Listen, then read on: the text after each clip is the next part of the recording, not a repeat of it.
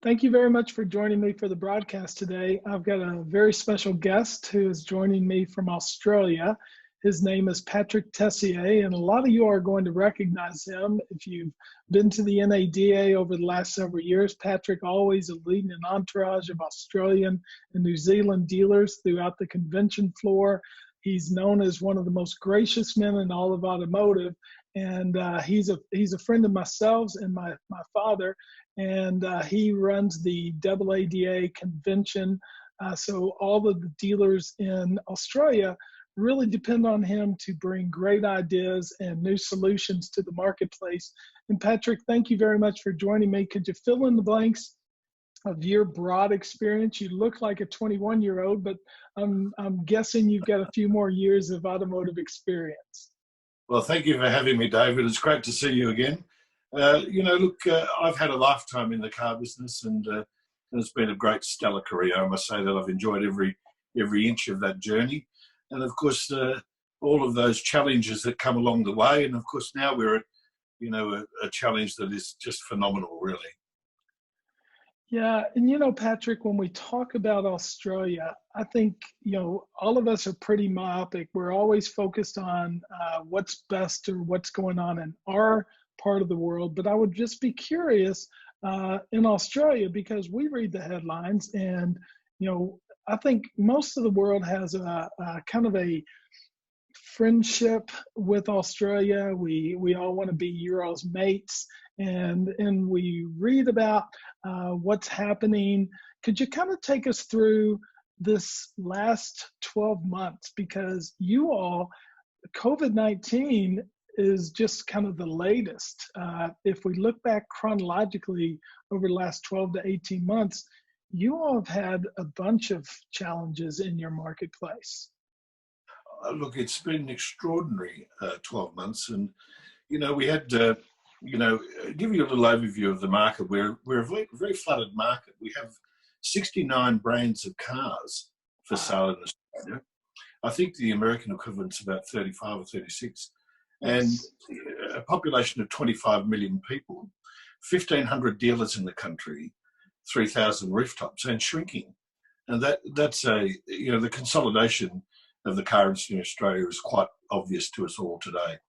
But over the last year, it's extraordinary what can actually happen, in the space of a short period of time. Mostly throughout 2019, our regional Australians suffered an enormous drought. Now, whilst drought's not new to Australia, it was another challenge for regional centres around Australia. And of course, regional dealers were affected by that. When farmers don't harvest or have pressures on those who are in the livestock industry and those things, then of course the regional dealers suffer. And whilst they're resilient and they get through those things, it was just another real challenge for them. And of course, you would all know that in September right through to the end of December, we had biblical bushfires in Australia. Which affected the East Coast. Affected all of Australia, but very substantially on the East Coast. You would have seen a lot of vision about that. And even in big cities like Melbourne, where I live, it was really obvious how big the bushfires were, because we had very poor visibility, smoke in the air every day, and the smell of fire, and that was just a really big challenge. And of course, in February, the GM decided that they would exit Australia and retire the Holden brand, which is the oldest car brand in Australia. And we did cease manufacturing a few years ago. And, that exit, of course, is emotional. But of course, it has an economic impact. You have over 220 dealers that have lost that franchise. And of course, in a regional Australia, Holden is so synonymous with regional Australia. It provides the ute and all those commercial vehicles that they use. So, the exit of Holden, whilst probably not surprising, we probably all knew it was coming. Was a blow. It's like any death, David. When a death arrives, you might know it's going to happen, but it's still very tough when it arrives. But I think, they certainly could have gone about that a far better way than they did.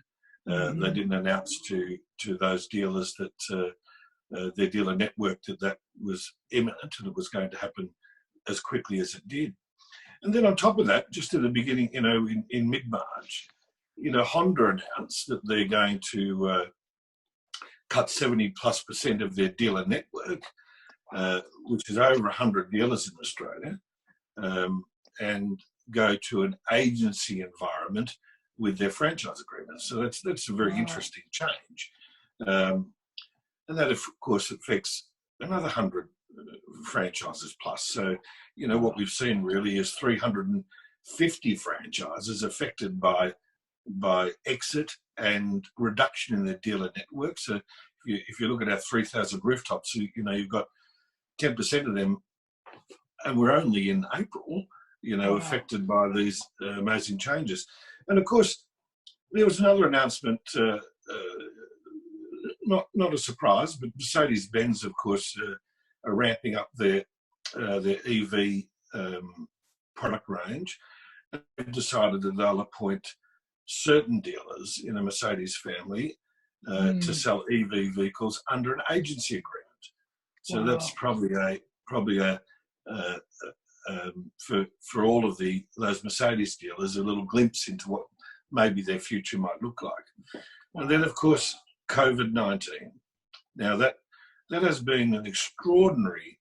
I can't even say it's the epilogue really, because I think the next few months will be very, very tough for dealers throughout Australia. But we've not seen, and I'm sure it's the same in the US and around the world, that we've not seen anything as disruptive as this pandemic. It's been an extraordinary change to how we go about it. And then, of course, there's the advocacy challenge, which gets pushed to the background in all of this blur of all the problems that we've had in Australia, but around the world, the advocacy challenge, to represent the interests of the dealers needs to be looked at.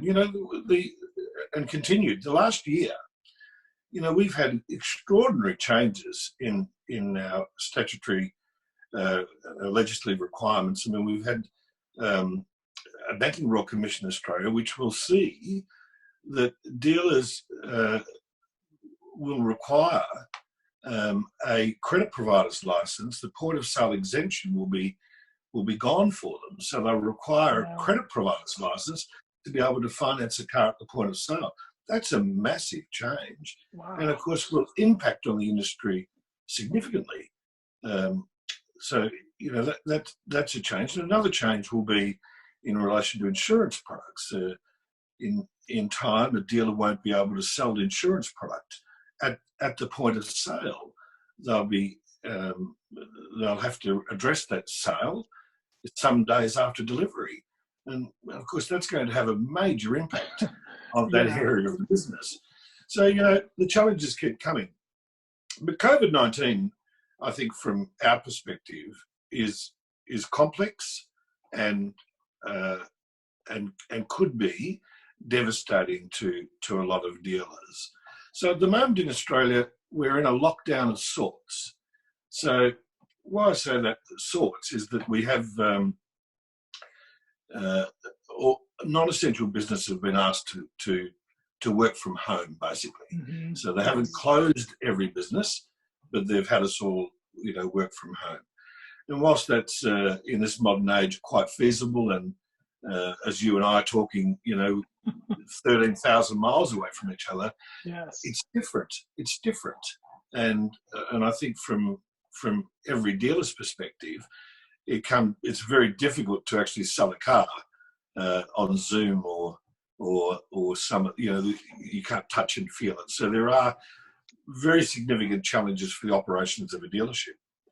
And I think the challenge for them all at this point in time is cash flow. Yes. Because that will be the Achilles heel for a lot of dealerships.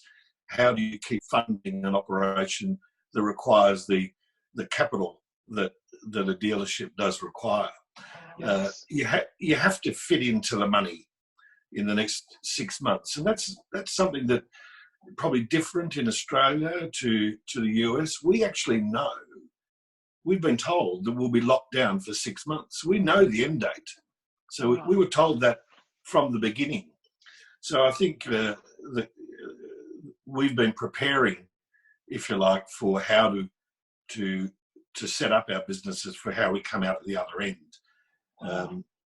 So the government have been very good, I must say. I mean, we have in Australia every full-time employee will get a subsidy, providing that the business has been impacted by 30%. There's a threshold to where that employment subsidy will come. So every business that is eligible will get $3,000 a month, $1,500 a fortnight for each employee. Wow. And that's a terrific gesture by the government, and they really have been. You've got to take your hats off to them. We might all have our problems with our government from time to time, but you got to credit us where it's due, and they've certainly leapt out of the box and done everything that's humanly possible to support small business in Australia. The other side of it, of course, is in the car business. We're seeing, businesses, giant businesses like car sales also, voting with their pockets. They've waived fees for March and April at this point for their dealers. So no fees, and that's a big expense. So that's a great win for the dealers and a great gesture by car sales, I might tell you too. And they're not the only business that's doing everything in their power to support dealers across the country. It certainly is an interesting time. I think, if everyone keeps pitching in the way it looks like it's going to continue, we'll get through this. I'm not quite sure what it will look like at the other end, but, we'll keep going. But the challenges are quite substantial. Yeah, no question. So, Patrick, first off, I'm blown away by this myriad of challenges that you all have had to go through. But I want to touch on a couple of things, and you can answer them in whatever order you'd like to. You've always been an advocate of trying to advance your dealers from the standpoint of giving them access to different technologies and different strategies, not just from Australia, but you've invited me down a couple of times to speak at your convention, and some of my contemporaries from the United States. So you're a big proponent of education, and particularly those that advance the consumer experience and make it easier for your dealers to thrive. And I think that drumbeat that you've provided them, trying to model behaviors that you think are the right way forward. And I think your justification of that has been proven through this environment as dealers are trying to sell remotely and leverage all of their web properties. So I'd like you to first off tackle how dealers are kind of coping with the digital selling aspects. And then from your educational experience, do you feel like dealers have prepared themselves properly for what this challenge is? Well, look, I think that dealers let's take the latter first, and yes. Look, dealers could be better prepared, and I'm sure that's just not in Australia, it's everywhere, really. Yes. I've always said, and I think I've said it to you, David, that if dealers have one thing they could do better, it's training. And it doesn't matter whether you're a dealer that's actually committed to it or a dealer that's new to it. The reality is that a lot of dealers think that training is printing a business card. And once they print that business card and they give it to the salesperson, that's it. They throw them out there, and then they sack them in 6 months because they were no good. We've got to put a lot of energy and effort into how we go about the work that our frontline staff do. You can't leave them just to their own devices. Mm-hmm. And I think in a challenge like the one we're facing, it's even more important today.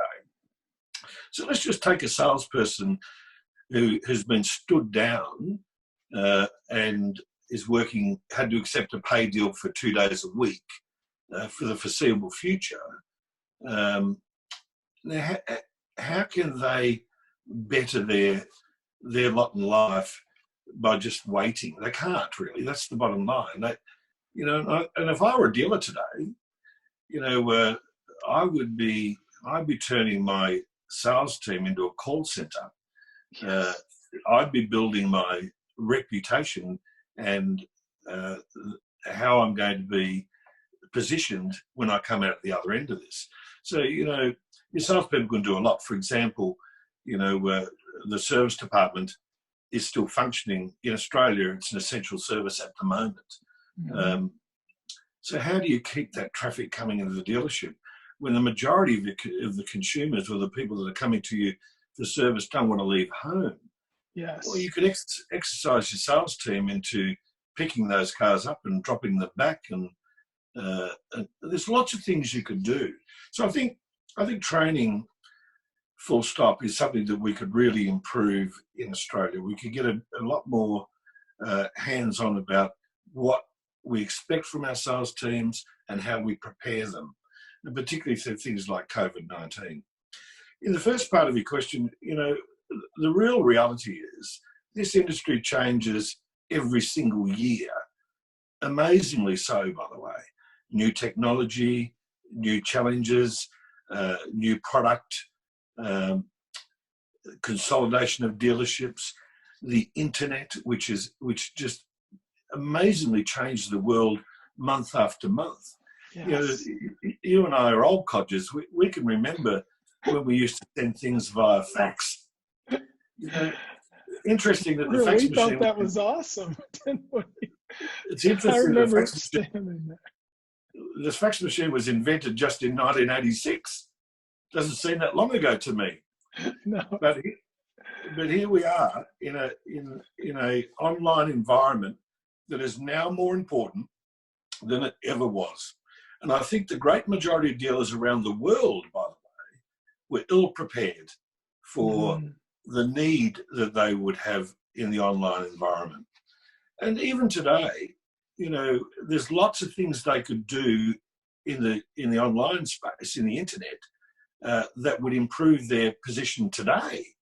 But more so, if I were a dealer, I'd be thinking about what I'm going to look like, what my business would look like when I come out the other end, and particularly how I engage people online.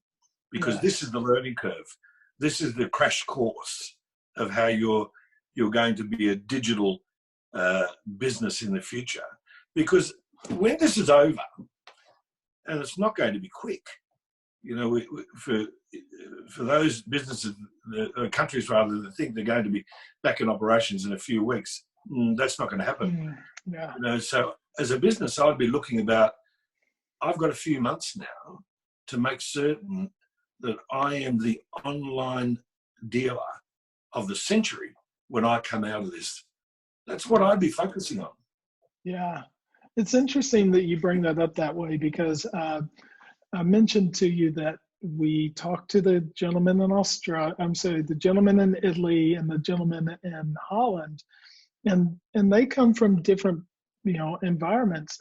Italy is 100% shut down. You can't walk out in the street unless you have a permit to be able to be out of your place.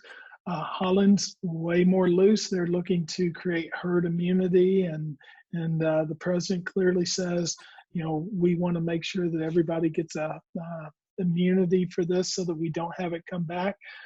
You guys sound a lot like, the U.S. from the standpoint of hunkering down. And as you have so many friends in the U.S., it's really unusual for our government to step up the way they did. And I look with great humility to what you just described with what your government is doing to try to keep people employed. And I like to clarify it this way. The employee is the consumer, and the employee is the tree. And if the tree doesn't get water in its roots, revenue and income, and is able to pay their bills, and we talk about that Maslow's hierarchy of needs, and I'll take you back to high school when we first got exposed to that. And none of us will ever reach Gandhi status, and yet everybody needs a house or a roof they need food, they need, shelter and safety. And I think that's kind of what we're seeing right now is the consumer won't really come back to the market until they feel safe again. And, we see in automotive that a lot of dealers are like, hell, we're going to get out there and we're going to, be great. And we're going to do curbside delivery, or we're going to deliver at your home, which is great until the consumer says, I don't have secure income. I don't know what this is going to do to my credit. I don't know what the value of my trade-in is going to be in today's marketplace. And even if we do a really great job digitally, we got to keep that consumer feeling good, because as the tree, you and I, we're all the branches. The car sales .au, they're the branches, and Gumtree, they're the branches. And the branches will die if that consumer's not whole. And I really feel good about the US, and I feel good about Australia for concentrating on that consumer and making sure, to your point, that they've got something to make them feel like the world's not going to end. And I one day will be able to go back to my job. I will be able to perhaps buy a TV or a computer or have a car again. Yeah, look, David, the real challenge for the dealers is they've got to come to the understanding that this will force consumers to engage with them in different ways, in ways that they probably knew was coming, but now it's been advanced. So your website, I liken your website to this analogy, right? Today, our businesses have two front doors. There's the one on the street that we're actually pretty good at, and there's the website. That's the other front door. And all of a sudden, the other front door is getting more people coming through it than the front door. Yeah. Now, if you think of it in that term, you've got to make your other front door really engaging. So if you look at a customer arrives at your website, they've got to be engaged from that moment, from when they get there. Any more than a few clicks, they're not going to stay around. Yeah. So you've really got to make certain that whatever's on that front page captures their attention to explore and go further. And why I say that is because, every time I go to the NADA, I'm staggered by the new technology that just arrives year after year after year. And I love it really because there are so many good tools available for dealers today where they can really make certain that there's engaging content on their websites that actually drive inquiry. And they are things like video, 360 photography, reviews that have real meaning, content that leads to inquiry, and that's really the key. Years ago, I used to say to dealers, you must think of your website as your own piece of media. That's how you get your message out there. It's like your own newspaper in a way. And then, of course, came social media, which is actually relatively new to us all, by the way. It might sound like it's been around forever, but it's actually relatively new to us. So the key, of course, for dealers is to combine their social media strategies with their digital strategy overall, and that includes their website. The more movement and the more engagement that you've got on those two channels, the more inquiry you'll get. And because I think the mistake we make is that we think it's really all about prices and pushing metal, and it's not that. Not that today. It's much more about giving an experience to somebody when they go onto your website or onto your social media page that leads to them making an inquiry. You have to have that mentality. Yeah, you most certainly do. And interesting enough, last time I was there, you asked me to do a session with Google and Facebook. And, every single day, if you think of the visit counts, everybody goes to Google, or let's just say 80%. And to a large degree, particularly during events like COVID-19, so many people are active on Facebook and Instagram and the social media. Do you see dealers paring back their expense in those areas? Are they participating on a guerrilla marketing level with say social media? Are they still spending money on paid search? Where do you see their minds around those two platforms? Look, I think there's certainly a fair bit of money being spent on paid search. Now, whether it delivers a result that's worth the investment, well, you could probably put a question mark over all of that. It's I think a lot of dealers throughout the world still have, participating in digital media, but they actually still have their mindset in the traditional media space. Yes. And how you actually bring those two things closer is a real challenge for them all. It is all today about content, because, and this, this, most consumers who walk into a showroom today are there to get to the nitty-gritty about buying a car, because they've done all the research that they want to do. They've found out everything there is to find out about the car they want to buy online. Of course, in the old days, they used to walk from the Mazda dealership to the Toyota dealership to the Chevrolet dealership that's how they did their research. Of course, they don't do that now. They don't do that at all. Yeah. When they walk into a showroom, that's the brand they're going to buy. So I think from a dealer's perspective, they've got to have that at the top of their head.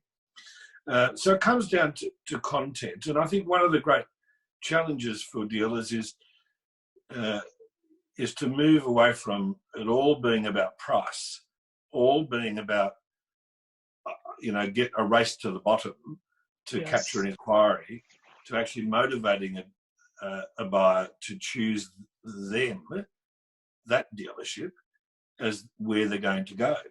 In actual fact, I do think that the local dealer has a distinct advantage online than a dealer that's miles away, because most people will want to buy from a local dealer anyway. We think so. And that's why reputation becomes really important. Now, if there's one thing that the internet has done for dealers, it's actually given them the perfect vehicle to enhance their reputation, which we never had before. Yes. And of course, all the new technologies. I mean, photography is really important now. So engaging photography, 360 photography, is a must. You've just got to have that mindset. If you think that just still images are still going to cut the mustard, I think you're going to be behind very quickly. Yeah, you're absolutely right. So, you earlier talked to me about cash flow and some of the things that are going to be the real difference maker and who pops out on the other side of this. Do you expect a compression of the dealer network as a result of COVID-19? And who survives? Is it the family-owned store? Is it the conglomerates? What do you think that's going to look like to the dealer body?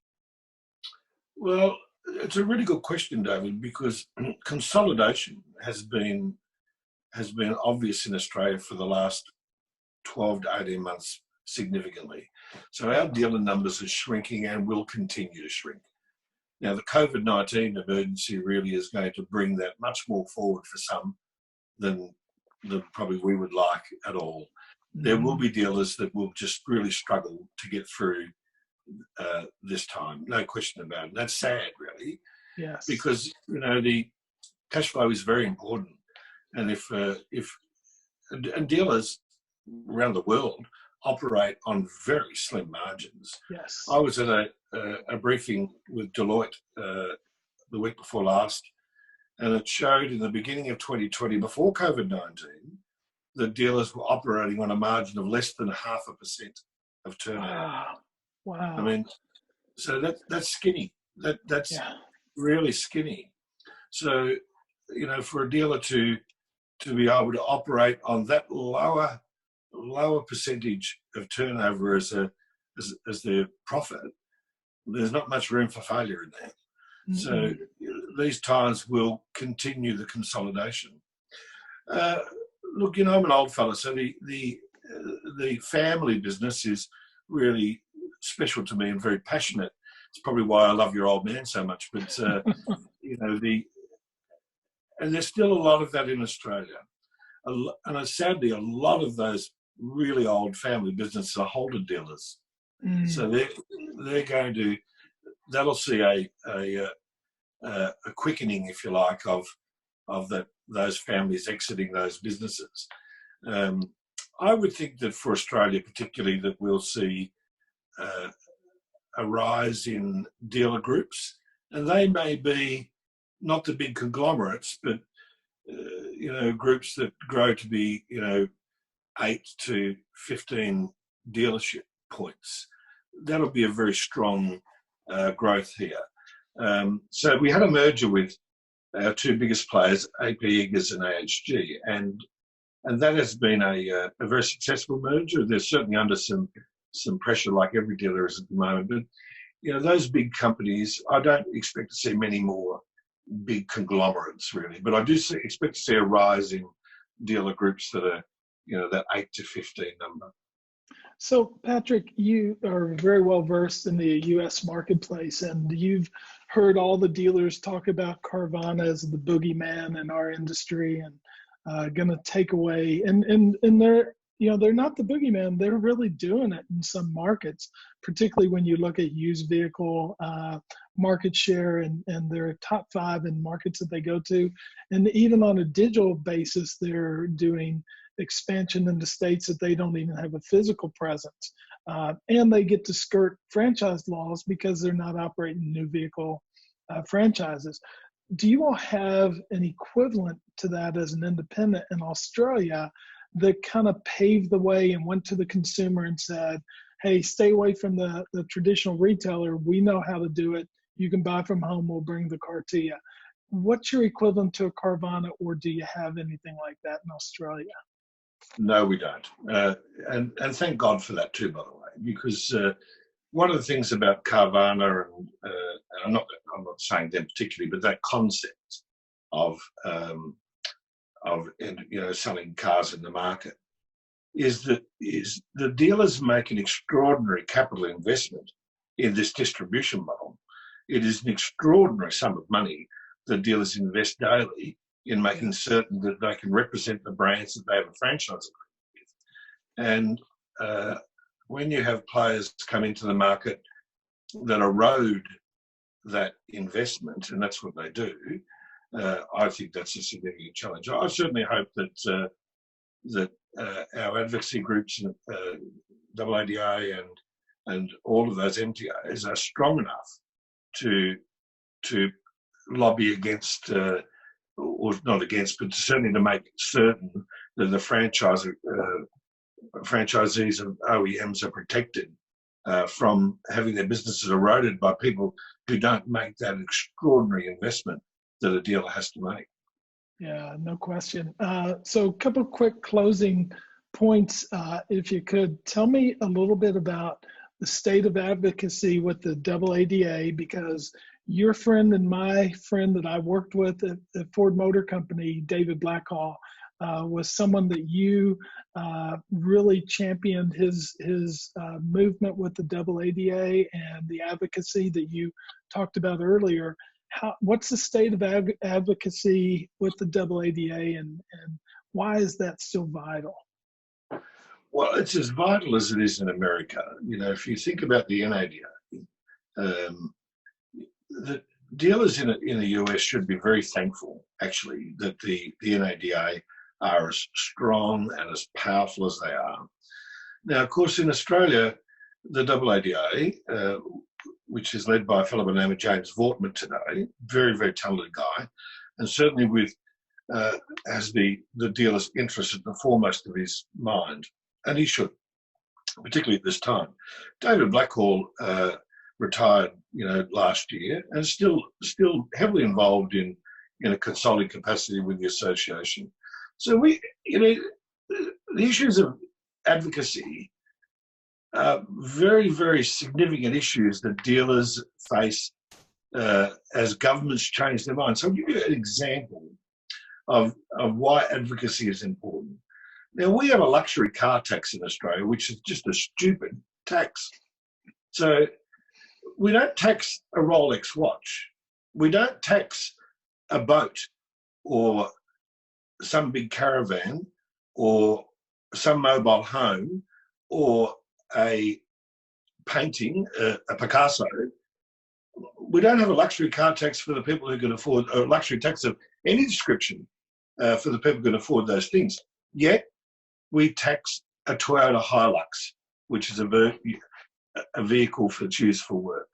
It is ridiculous that we have work vehicles over the $65,000 threshold being subject to a luxury car tax. Just stupid. Then on top of that, last year, our state government, Victorian state government, decided that was a great idea. So they introduced a luxury car tax. And that means that we have in Victoria 2 luxury car taxes. Now, why does that happen? It happens because when government design taxes, one of the things they think about from the outset is the collection method. Yes. So, of course, dealers are very reliable collectors of tax.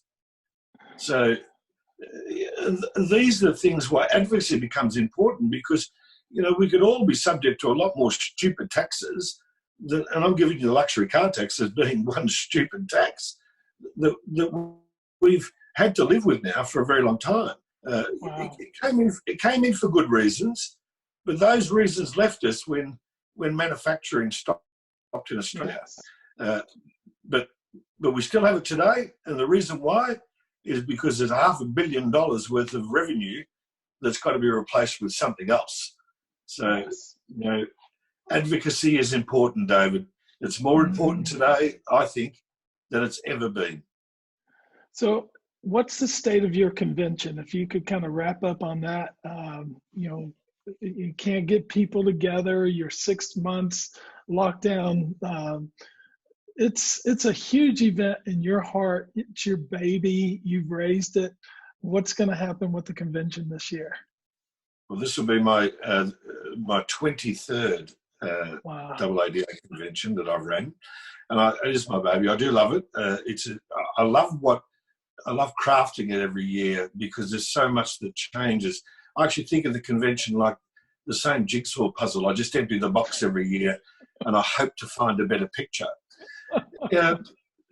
The convention was scheduled for September 1 to 3 at the ICC in Sydney, and we've taken the decision that we're going to postpone, and it'll be held on the 15th to the 17th of March next year. So an early convention in Sydney. I can announce to you the theme, because one thing that does come out of these great challenges is how you're going to pitch the convention, and certainly how you're going to set the program up. Is the theme of the convention will be Essential Reinvention, the dealership of tomorrow. Wow. That's going to be a strong one, and I think you're going to have a very attentive audience to that, because we're not setting up coming out of this for the next 3 months or the next 6 months. We're literally looking at our future in the shape of automotive retail, I think, coming out of this. Without question. And look, I think that dealers around the world, in the main, are resilient and can work through most things that are put in front of them. Given the breadth of this challenge, it will be a really, really significant challenge. But we are a resilient bunch, and we are entrepreneurial, and we do adapt. So let's hope that we all do that, and let's hope that every dealer in your country and mine find a path through this with as least pain as possible. And there will be pain, but I think from our perspective, we've got to keep doing what we're doing, which is providing ideas and ways that they can go forward, and certainly providing conversation as why that it's important to keep having these conversations. You bet. Well, Patrick, as always, it's a pleasure to see you. You look to be in fine health, and I trust you are hunkering down. I could do with a haircut, but the barber's closed. Yeah, that's why I'm using mine, and I'll probably end up with a pull behind some of these days. So thank you so much. As always, wonderful to see you, and we will talk to you next time. Thank you. My best to your dad, mate. You betcha. Thanks a lot. Bye-bye. Bye-bye.